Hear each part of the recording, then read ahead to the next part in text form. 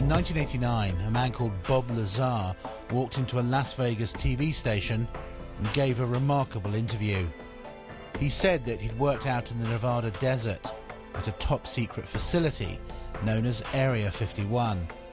He said he worked on a highly classified project, reverse engineering recovered alien spacecraft. His story was a worldwide sensation, and Area 51 became a household name, synonymous with UFOs, secret projects, and little green men. And yet, neither the US government nor its military have ever denied his claims, and they still don't officially confirm that Area 51 exists, despite satellite photos proving it does. Many dismiss Bob Lazar as a fantasist, and yet others see him as a whistleblower, exposing a government cover-up of UFOs and alien contact.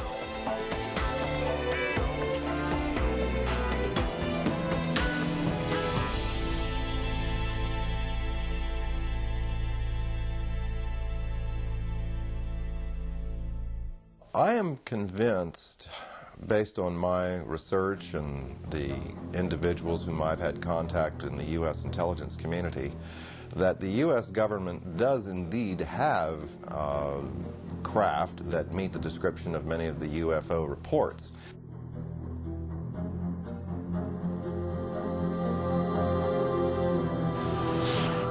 My personal opinion, based on comments I've gotten from the Deputy Director for Science and Technology at CIA, would seem to indicate that Bob was perhaps an unwitting participant in a program designed to introduce someone with a technical background to some elements of the UFO research projects going on out at the test site.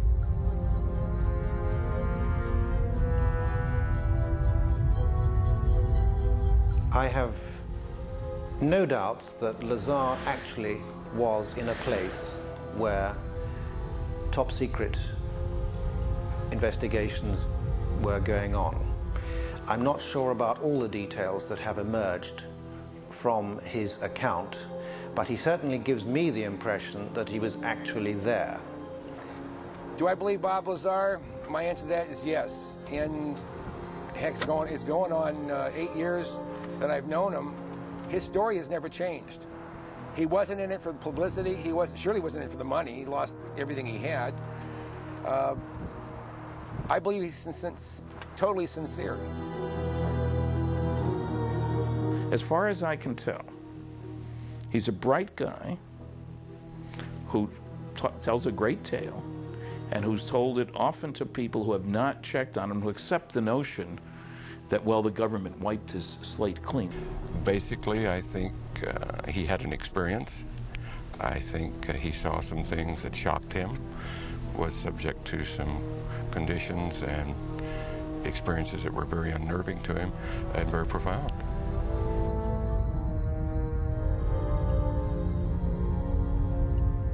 He said, "You would love to see what's out there because it's like beyond science fiction." He said, "And I wish I could talk to you about it, but I can't." And that's as close as he ever got to telling me anything that happened out there. You'll find many people who have seen these discs. Question is, where do they come from? Bob Lazar may be one of the few people who can tell us that they're from somewhere else. I've no doubt that there's a relatively small number of people within the intelligence, military intelligence and scientific and technical intelligence community who are aware of what's going on, and an even smaller group who are actually organizing top secret research into this phenomenon.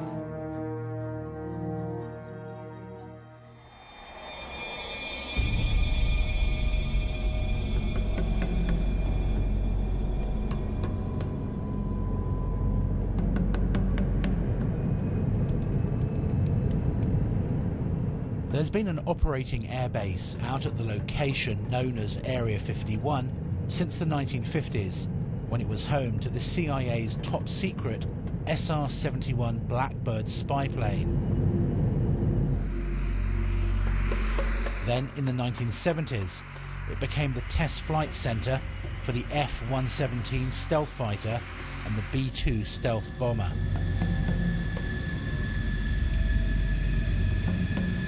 It's fairly public knowledge that we have a super secret facility in the mountains in northern Nevada, referred to as Groom Lake, Area 51 of the Nellis Air Force Base Test Range.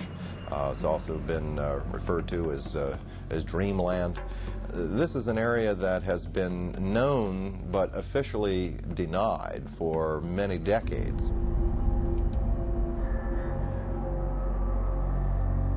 All of our super secret aircraft have been developed and test flown out in this particular area.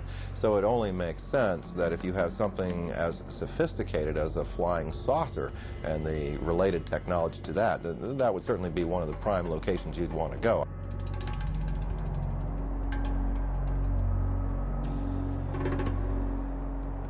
What you see is an ordinary looking Air Force base. It's nothing to write home about, but because the government won't talk about it, everyone wants to see it. The military has never said there are no UFOs. It's never directly denied any of the Area 51 stories. It would have been so simple when these claims came out, these Papoose Lake claims, for the military to simply say, look, we have nothing there. They could take a few reporters to this area and show them, nothing there. The military hasn't done it. The military has stonewalled. It has remained silent. And that's the most damning thing that they can do. Area 51 to this day is not acknowledged. That is to say, the Air Force does not admit that it exists. This status has been maintained very carefully, particularly in the last few years. The puzzle is that the base has clearly been very active for quite a while, and you can see that there are about 700 to 1,000 people traveling from Las Vegas every day. So essentially the bulk of what has gone on there in the last 10 years has not emerged from the black. This airplane the program was terminated. The airplanes were put in mothballs for 20 years before they admitted the existence of the aircraft. There's programs that they're working on today that are 50 years ahead of anything that you and I could even conceive of, and that we may never see the light of day. Would you say it's America's most top secret military base?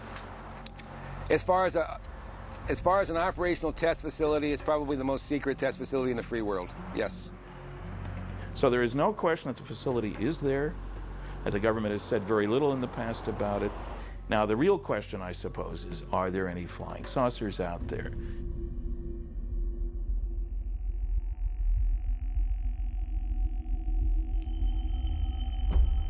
No one had associated flying saucers with Area 51 until Bob Lazar's interview hit television screens around the world. He said that he worked at an underground facility called S4. The top secret project was codenamed Galileo. They would call it a specific time. For instance, the operator would say, Mr. Lazar, it's now 4:15 a.m. We expect you to be at McCarran Airport at 4:45. Your plane will be leaving at such and such time. I'd drive there, check in, board the plane, and the plane would fly out to Groom Lake. It would land there. I'd get off the plane and wait, and there would be a bus to take me and whoever else is going to S4, Papoose Lake, which is about 15 miles south of there, and then I would check in at S4. Tell me about how you felt on your very first trip out. The first trip out there, it was actually very exciting because it seemed so cloak and dagger to me, especially after I got in the bus with the blacked out windows. I kind of thought that was neat. Drove out to the site, and then it was checked in, guards walking around with guns, and I was sure what I was working on was going to be pretty fascinating. He says that within a few days of working out at S4, he was shown an actual flying disc in one of the hangars. When I was brought in by bus, and for the first time, one of the hangar doors, the one on the end, was open. the bus drove up and we stopped there, and clear as day in the hangar, taking up almost all the hangar, was the disc. Looked like something right out of a science fiction movie.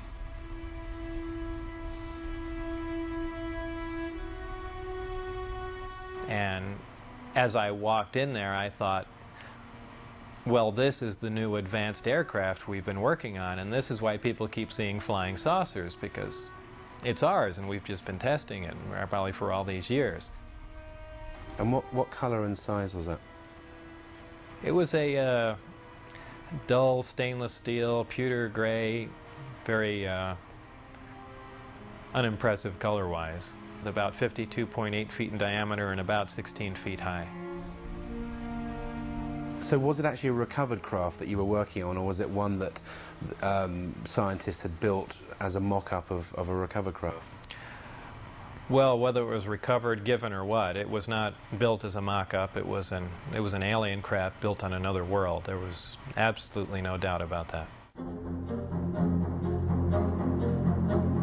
Lazar claims that he was one of only 22 people who had something called majestic clearance to work on the craft itself.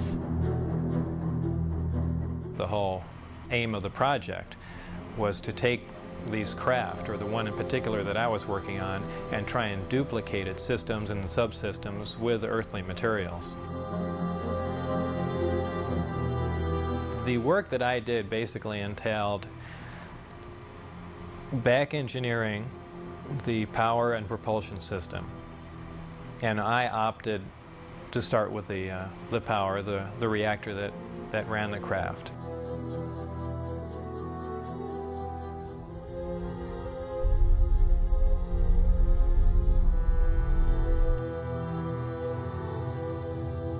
I knew immediately if his credentials could be verified, if even part of his story could be verified, it'd be one tremendous expose. George Knapp was a long-standing TV reporter. He'd heard enough of the UFO rumors over the years to appreciate how big a scoop this could be if Lazar was telling the truth.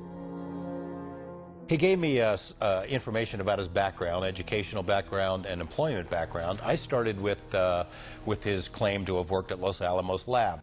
We went to Los Alamos and got nothing even close to cooperation. They wouldn't respond to our phone calls. They say, we have no information on Bob Lazar. There's nothing in the files. I said, are you sure now? No, nothing in the files. I showed them the phone book entry that Bob had kept that said he was there. I showed him the newspaper article that showed that he was there. Basically, Los Alamos Lab tried to thwart me at every step. Were completely uncooperative in trying to get information about Bob, and I found that to be the case at every step of the way in trying to verify his background. Thursday, 12:37 p.m. Former NASA mission specialist Bob Exler had heard about Area 51 and Groom Lake when he worked on the Apollo and Space Shuttle projects. He was intrigued by Lazar's claims and started to investigate. I did a variety of research relative to Bob Lazar. I actually met him. I obtained a copy of his what they call a W-2 form, which is one of the IRS documents associated with pay. His particular form indicated that he worked for the U.S. Department of Naval Intelligence. They informed me that it was a genuine document. It was not something that had been fabricated. There were a variety of numbers, contract numbers and so forth issued on the document, which I was able to research, again finding that these were highly classified numbers. In fact, Internal Revenue Service ran into a brick wall when it came to trying to track down the actual employer associated with the document. And then again, with the Social Security Administration, we found that Bob Lazar's records had in fact been bleached clean. There was nothing there, in spite of the fact that the document clearly indicated that Social Security taxes had been taken out of his pay.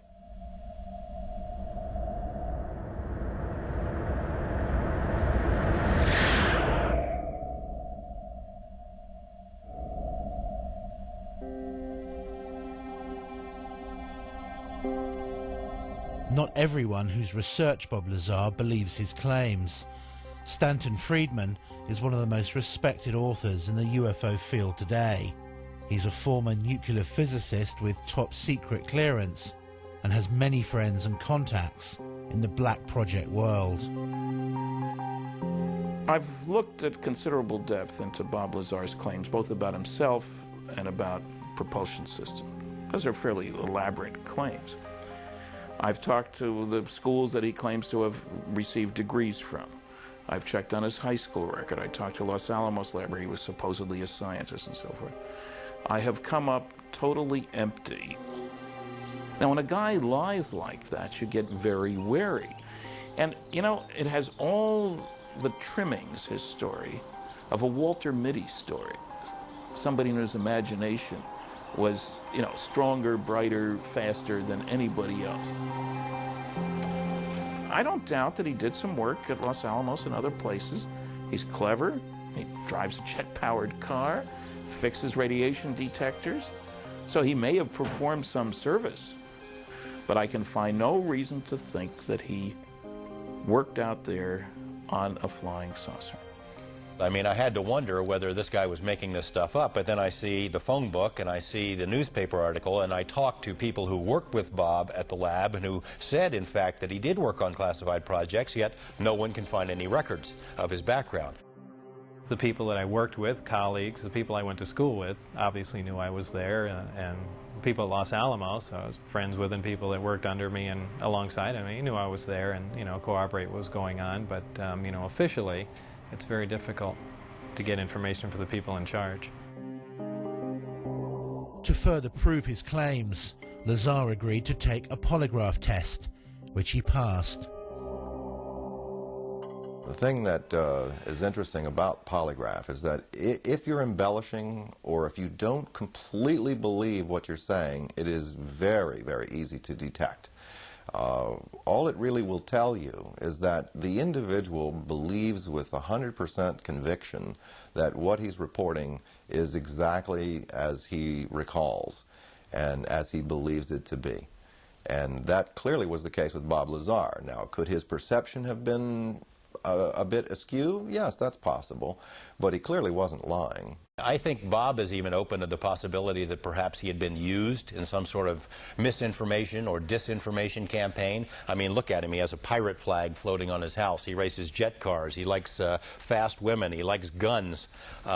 He's technically capable, so in that sense, he may be perfect for this kind of a program. Technically capable, scientifically knowledgeable, and yet completely discreditable at a moment's notice. If you wanted to test public reaction to a story about Area 51 and then suddenly discredit it afterwards, Bob may have been the most qualified person in the country.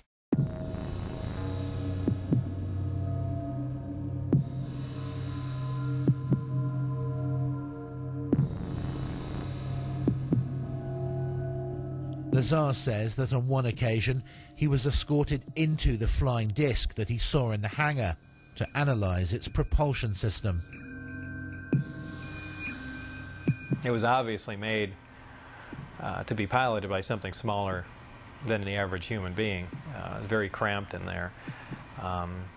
What were the size of these seats that were in there? The seats were very small. I'd say about 1/3 to 1/4 the size of a normal human seat. A lot of people say, boy, it must have been exciting to go in there, and I always say it wasn't. It was a very ominous feeling.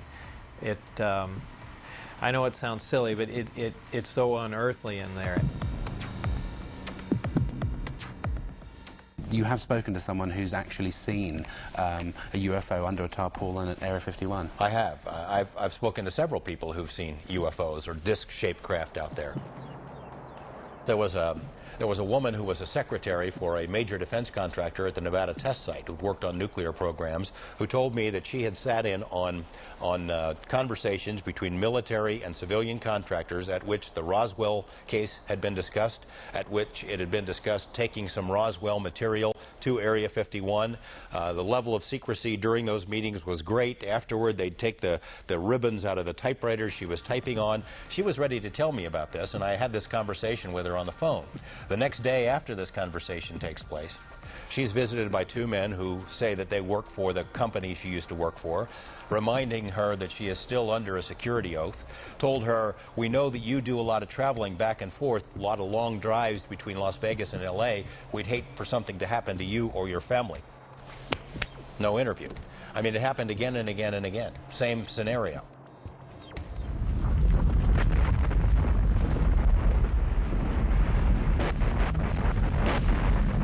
Lazar says that in addition to being shown inside the disc, he actually saw it take off from the lake bed. I was brought into the hangar for one of the short duration tests, and the craft was already outside on the lake bed, and that was pretty much of a marvelous sight. It's a huge thing. It's like seeing a house lift off the ground. You can't imagine the energy involved to do that.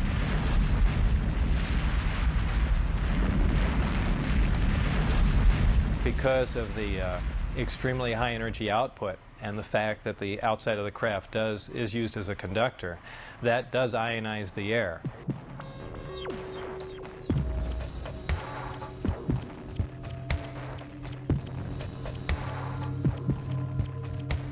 And the crafts do, as a byproduct of this, glow at night, much like a fluorescent tube will light up. So, you know, bright, strange, jumping lights in the sky, that does explain that.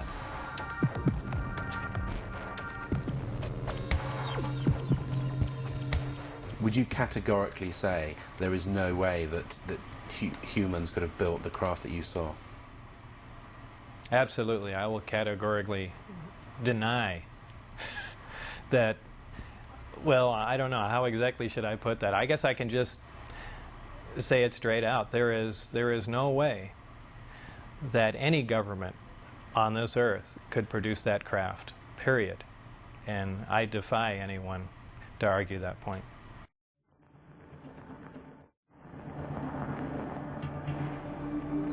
One of the big questions that's hung over this whole story is whether Lazar saw a man-made flying disc and not an alien spacecraft. A lot of these craft which are being developed in secrecy in the United States are tested at night, and one can imagine that seen through kind of half-closed eyes, something like an F-117 stealth fighter or a B-2 bomber, side-on or front-on, would look remarkably like, say, a flying saucer or a UFO.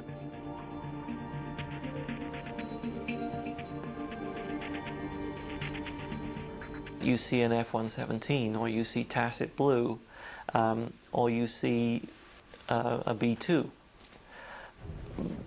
Particularly if you see it from some fairly unusual angle, you're going to have a very hard time relating that to conventional aircraft. Some of these things can look very strange indeed. So, you know, an unusual but decidedly terrestrial aircraft can certainly present the appearance of a disc from many angles.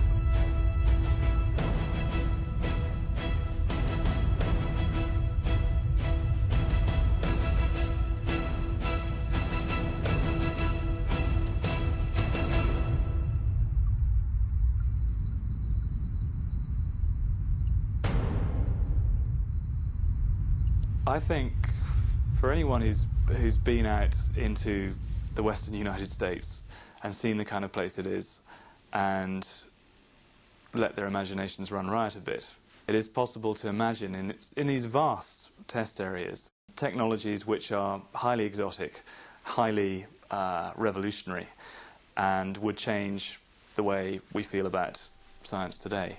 However, to say that that is alien science derived from beyond this world, I think is something which is just, it is unbelievable. It's too much to absorb.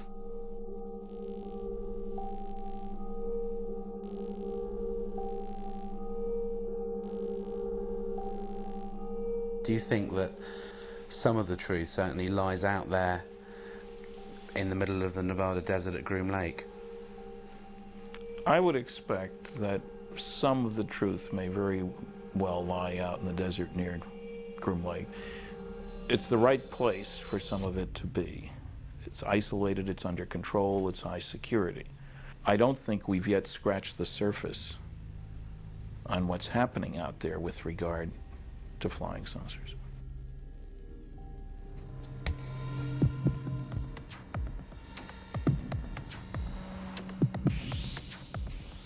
According to Lazar, the craft that they were secretly testing out in the desert at night used an exotic anti-gravity propulsion system. The reactor itself was an incredibly advanced system. This was an antimatter reactor. This is something we could only dream of having, something that could put out huge amounts of power that rivals several nuclear power plants running at capacity. What happens is a great gravity distortion is created, and you're essentially bending space toward the craft. The craft becomes part of that space, and then when the reactors, or when the gravity amplifiers are shut down, the craft is essentially where it was focused. It's a very difficult thing to grasp. It happens virtually instantaneously because of the fact that gravity distorts time, and if you're bending space and time along with it, when you wind back up in that place, you're there between the ticks of a clock.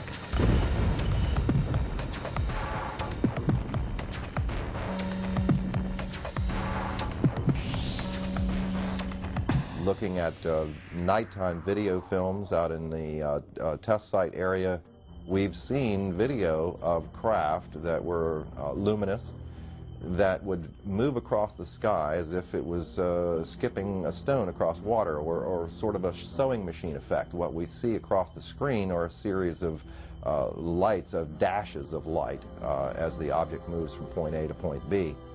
Therefore, we are seeing what you might call a shadow effect of the propulsion mechanism at work.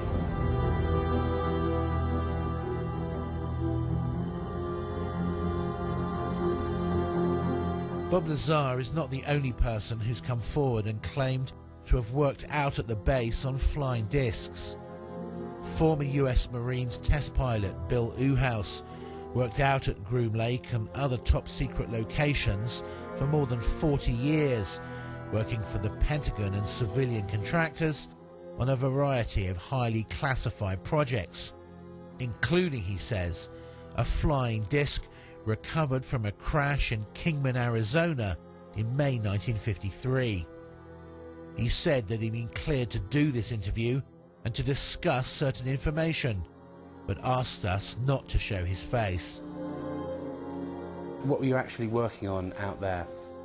One of the things I worked on was a flying disc simulator. It was designed in New Mexico by a separate staff that built it in parallel with the actual craft that they had intended to fly. The purpose of the simulator was to train pilots to fly this strange-looking craft. The simulator was a 10-meter round disc. The skin was made of boron composite material, not unlike that you see on the F-117. How did you know how to build the simulator? There weren't any plans. The plans were generated as we constructed it. And there was a process there that took quite a while for us to even understand the concept way back in the 50s. Uhouse says that Lazar did work at Area 51. I think Bob is saying exactly what he knows, and I know a little bit about Bob from a different standpoint than a lot of the people know and what's been written about him, but Bob Lazar is not lying as far as his place and position and the activity he was involved with at the time, although some of it, you know, he couldn't recall, but there's a lot of reasons why Bob was hired, number one. You know, here's the thing. Take a guy like Bob, send him out there, you know, somebody said, you know, aliens, blah, blah, blah, blah, blah. You know, all of a sudden you're thinking about 9 alien crafts. You know, they may have not been 9 alien crafts. Bravo 1714, contact departure, good day. Do you believe that the government has recovered alien spacecraft?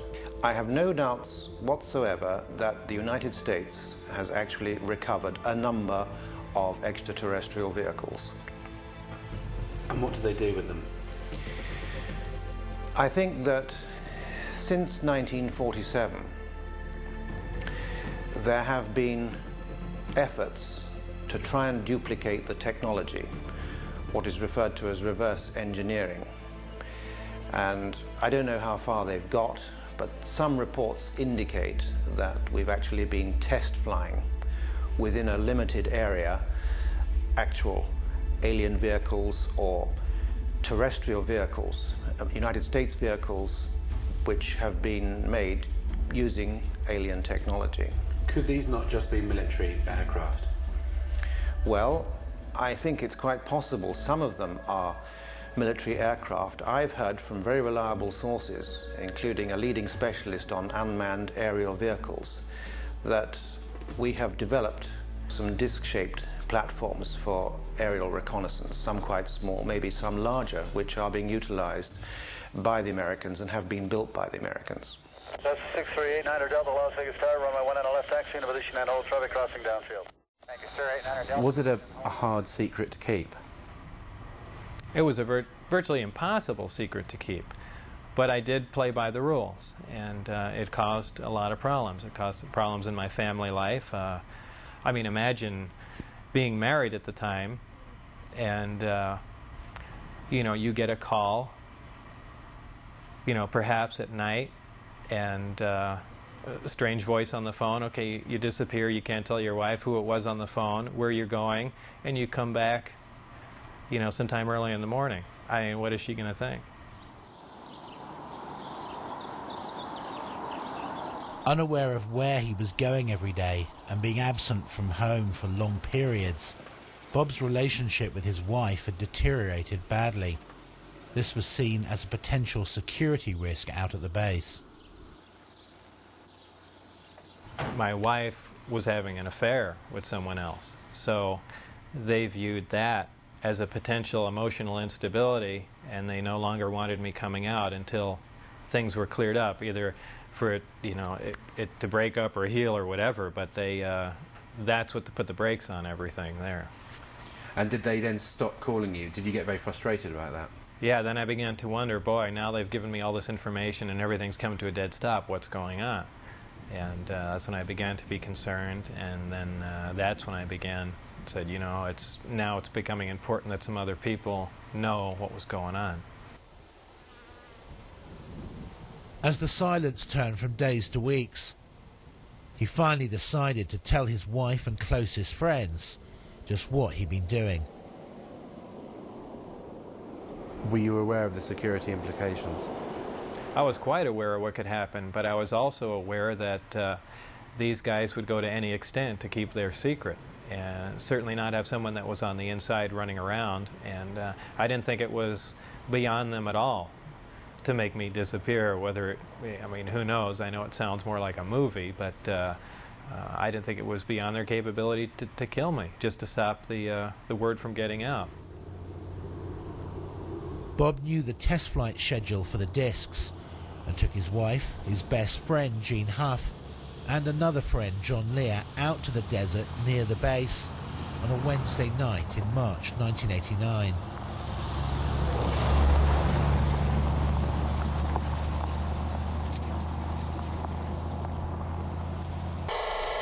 Huh, it started coming in too.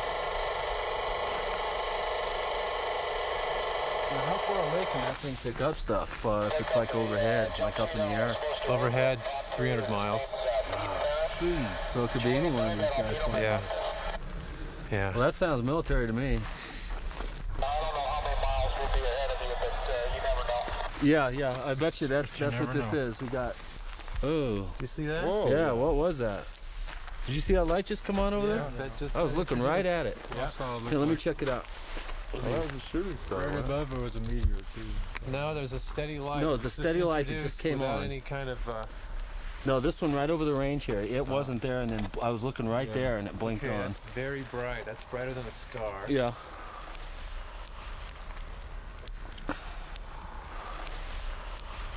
Huh, doesn't look like landing lights. We got the light clear now, sir. We figured out what the problem is, and whatever that heading is, we're ready for it. Huh, interesting. Okay, just change course. Oh. White light? Yeah. Yeah, he's coming at us. What did you see when you were out there? Shortly after the flight time that I had recorded, white light came up. Well, not a white light, it was actually more of an amber light. Came up off the ground and hovered, and then began doing radical step maneuvers and darting from one side of the sky to the other, doing some impossible flight characteristics. Do you think what you saw over the desert that night was an alien spacecraft? Could I identify it as an ET craft without Bob's help? No, it would have been like I said, an elliptically shaped saucer doing, just doing moves that we're not capable of, but I could not say that, no, this wasn't some advanced Earth technology. We got the light clear now, sir. We figured out what the problem is, and whatever that heading is, we're ready for it. That would be a UFO. It's not blinking, it's not conforming to any sort of FAA lighting regulations, and there you're looking at it. That's like a typical UFO. If it was red, it would be real typical, because that's what most people report, is red lights like that are solid colored. I don't think that's landing lights, because it's curved already and we're still looking at it. Looks like he's curving back. Here he comes. That is a typical military UFO. There you go. Head out there, sir. I heard you say our call sign and nothing after that. Miles will be ahead of you, but you never know. This small group went back to see 2 more Wednesday night flight tests, but on the 3rd trip, they were spotted, caught, and arrested. Bob was taken to Indian Springs Air Force Base and interrogated. That interrogation was about as intense as you can possibly get, right stopping short of shooting me in the head. What were they saying to you? Everything up to and including that, we can absolutely kill you right now and there'd be no one looking for you at all. And I mean, everything. They threatened my wife. They threatened to kill my wife. They said they'd stop at nothing. They said they thought they made that very clear. They couldn't believe that I had taken anyone out there to show them that, much less left with information like the flight test data, and wanted to know what else I had said, who else I had told specifically. They were crazy. They really were. They were completely out of control.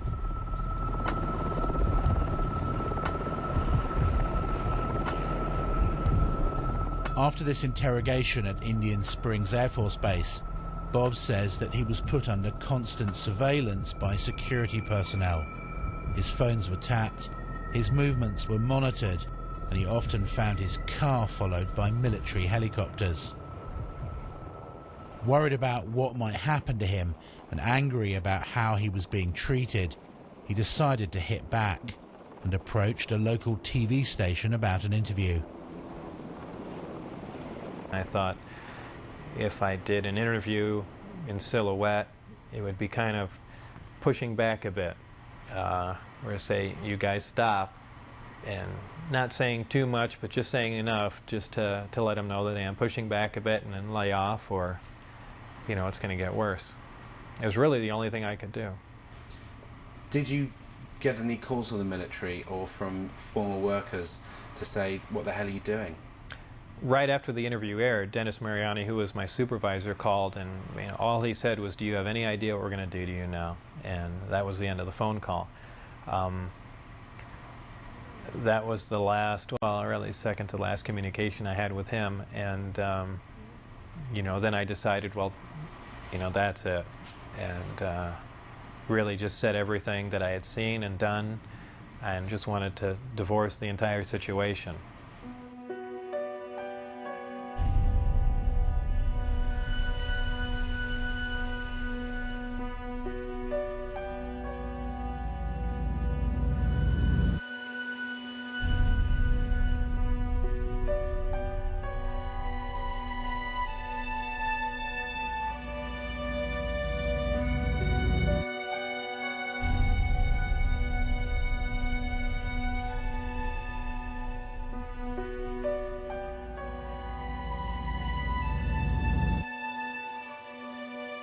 Even now, more than 20 years later, the jury is still out on Bob Lazar and his claims about his work out at Groom Lake.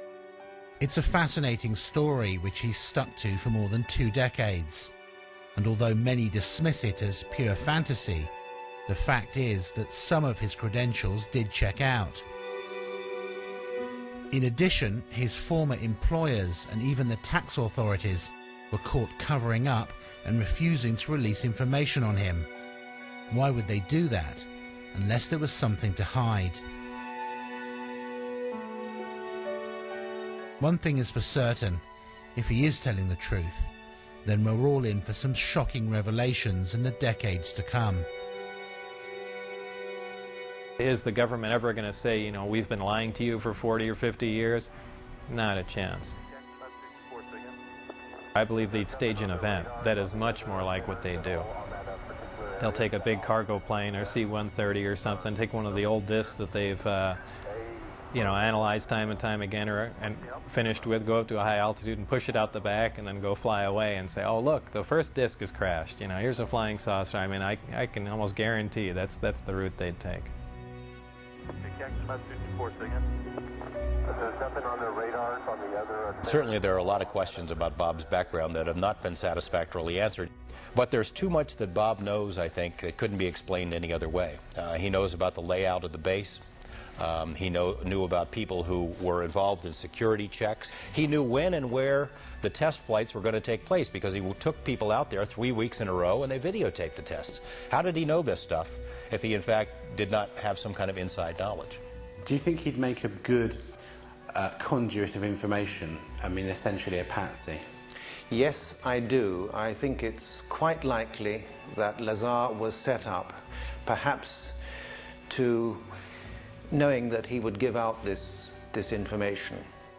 It's likely to be a very long time before we discover what is actually being done out at Groom Lake now. They seem to wait anything from 15 to 20 years or more after something has been retired before they acknowledge its existence. This airplane was designed almost 40 years ago. 40 years before that, the hottest thing flying was a Seversky P-35. 40 years before that, it was a balloon. So the technology has not stood still. So there's a very good possibility that we are looking at man-made transportation for the 21st century. It's been so hopelessly polluted that I'm not sure we will ever get to the bottom of this story, and that's sad. I suspect that whatever was out there, discs, alien or not, have now been moved to some other location, and we may never find them again. There might have been reason 40 years ago to believe that people couldn't handle the idea of alien visitation. I don't think that's true anymore. I think we're far more sophisticated now. Do you regret having screwed up at S4 and taking your friends there and blowing your security cover because you could still be working on UFOs today? Yes and no. Yes, at times I'd like to be able to go back in time and played along with the game and not have done anything, and perhaps to this day still be working on them, because I did feel privileged and it was fascinating work once you can get around all the oppressive military security, and maybe we would have stumbled on something, and yeah, it would have been fascinating.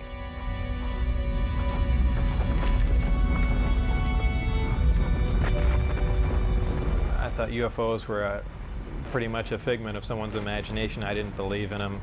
I wasn't interested in them. Of course, I'm not even interested in them now. But I certainly do believe in them now.